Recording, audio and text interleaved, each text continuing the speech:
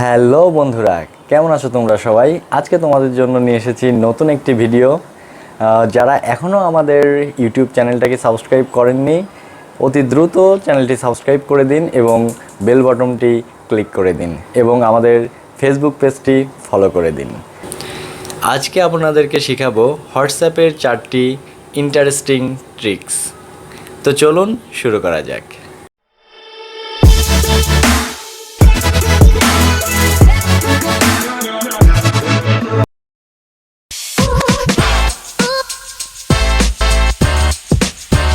আপনি যদি চান যে কারোর সাথে হোয়াটসঅ্যাপে চ্যাট করবেন এবং সেটা অটোমেটিকভাবে একটা নির্দিষ্ট সময়ে গিয়ে সেটা ডিলিট হয়ে যাবে, সেই ট্রিক্সটি আপনাদের দেখাবো।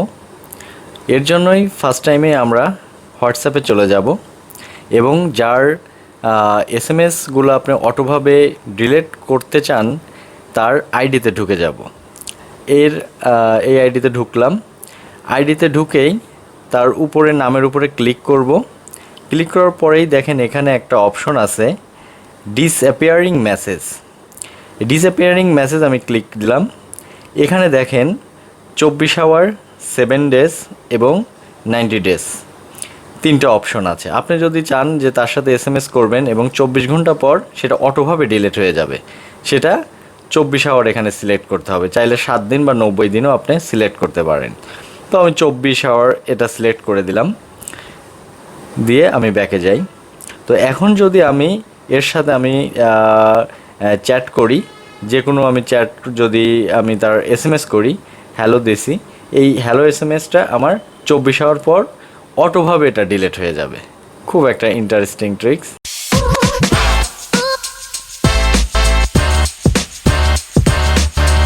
প্রতিদিন হোয়াটসঅ্যাপে আপনার ভিডিও, অডিও, পিকচার এবং আদার্স যে ডকুমেন্ট আসে, আপনি যদি চান তাহলে সেটা অটোভাবেই ডাউনলোড হয়ে যেতে পারে এবং আপনি যদি চান যে না সেটা অটোভাবে ডাউনলোড হবে না, সেটা অফও করে রাখতে পারেন। এর জন্য আপনাকে চলে যেতে হবে হোয়াটসঅ্যাপে এবং উপরে 3 ডটে ক্লিক করে সেটিং অপশনে চলে যেতে হবে এবং এখানে দেখবেন স্টোরেজ অ্যান্ড ডাটা নামে একটা অপশন আছে, সেখানে আপনাদের ক্লিক করে দিতে হবে এবং এখানে দেখেন হোয়েন ইউজিং মোবাইল ডাটা এবং তার নিচে আছে হোয়েন কানেক্টেড অন ওয়াইফাই, যে আপনার মোবাইল ডাটা অন থাকা অবস্থায় কী কী আপনি ডাউনলোড করবেন এবং ওয়াইফাই কানেক্ট হওয়ার অবস্থায় আপনি কী কী ডাউনলোড করবেন। যদি আপনি মোবাইল ডাটায় ঢোকেন, যে মোবাইল ডাটা রানিং অবস্থায় আপনার ফটো, অডিও, ভিডিও, ডকুমেন্ট সব কিছুই আপনার অটোভাবে ডাউনলোড হয়ে যাবে। আর যদি এগুলো আপনার টিকচিহ্ন উঠিয়ে দেন, তাহলে শুধু যদি এখন ফটো থাকে তাহলে শুধু ফটোই আপনার সেভ হবে বা ডাউনলোড হবে, আর বাকিগুলো আপনার অটোভাবে ডাউনলোড হবে না, আপনার ম্যানুয়ালি ডাউনলোড করে নিতে হবে।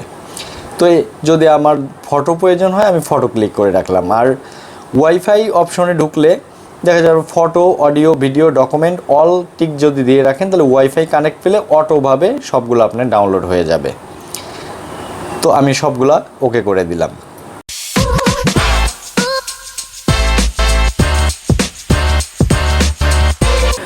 হোয়াটসঅ্যাপের আরেকটি ইম্পর্ট্যান্ট একটা ট্রিক্স হলো, যদি আপনি চান যে হোয়াটসঅ্যাপটাকে সবসময় আপনি লক করে রাখবেন, সেটাও আপনি পারবেন। হোয়াটসঅ্যাপে আমাদের পার্সোনাল অনেক এসএমএস থাকে। যদি আমি চাই যে এই এসএমএস আমি কাউকে দেখাবো না, আমার হোয়াটসঅ্যাপটা লক করে রাখবো, সেটাও আপনি পারবেন। এর জন্য সর্বপ্রথম আমরা হোয়াটসঅ্যাপে চলে যাব এবং হোয়াটসঅ্যাপে গিয়ে 3 ডটে ক্লিক করব এবং এখানে সেটিং অপশনে চলে যাব। সেটিং অপশনে গিয়ে এই প্রাইভেসি অপশনে আমরা ক্লিক করব। প্রাইভেসি অপশনে গিয়ে আপনি একদম নিচে চলে গেলে দেখবেন ফিঙ্গারপ্রিন্ট লক। তো ফিঙ্গারপ্রিন্ট লক যদি আমি এখানে ক্লিক করি, দেখেন আনলক উইথ ফিঙ্গারপ্রিন্ট। তো আমরা এখানে ক্লিক করে দিলাম। এখানে আমাদের ফিঙ্গার দিতে বলছে, তো ফিঙ্গার দিয়ে দিলাম। দেখেন এটা অটোভাবে চালু হয়ে গেল। এখন ব্যাকে যদি যাই আমি এবং আমার হোয়াটসঅ্যাপ আইডিতে যদি কেউ ঢুকতে যায়, আর সে ঢুকতে পারবে না এখন, তাই সে যদি ঢুকতে চায় তার ফিঙ্গার দিয়ে ঢুকতে হবে। তো এই যে ফিঙ্গার যদি দেই তাহলে দেখেন আমি হোয়াটসঅ্যাপ আইডিতে আবার ঢুকতে পারলাম।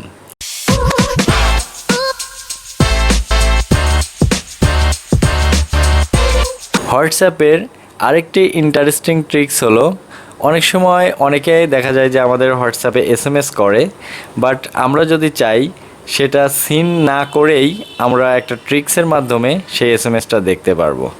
অনেক সময় দেখা যায় ফোনে ওয়াইফাই বা ডাটা অন থাকে, অনেকেই এসএমএস করে, ভাবে যে আমরা অনলাইনে আছি, বাট তার এসএমএসটা সিন করছি না। তো এটা একটা ঝামেলার বিষয়। তো এই ঝামেলা থেকে মুক্তি পেতে হলে আপনারা এই ট্রিক্সটা ফলো করতে পারেন। তো চলুন, এর জন্য আমরা ফার্স্ট টাইমে হোয়াটসঅ্যাপে চলে যাব। হোয়াটসঅ্যাপে গিয়েই থ্রি ডটে ক্লিক যদি করি, সেটিং অপশনে চলে যাব। এখানে প্রাইভেসি অপশনে চলে যাব।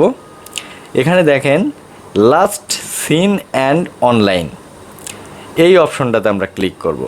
ক্লিক করে এটাতে দেওয়া আছে এভরিওয়ান, বাট এটা আমরা যদি নোবডি করে দেই, তাহলে এখানে আমরা যদি অনলাইনে থাকিও আমরা, বাট আমাদের কখনোই শো করবে না যে আমরা অনলাইনে আছি। তো এক্ষেত্রে অনেক ঝামেলা থেকে বাঁচা যাবে।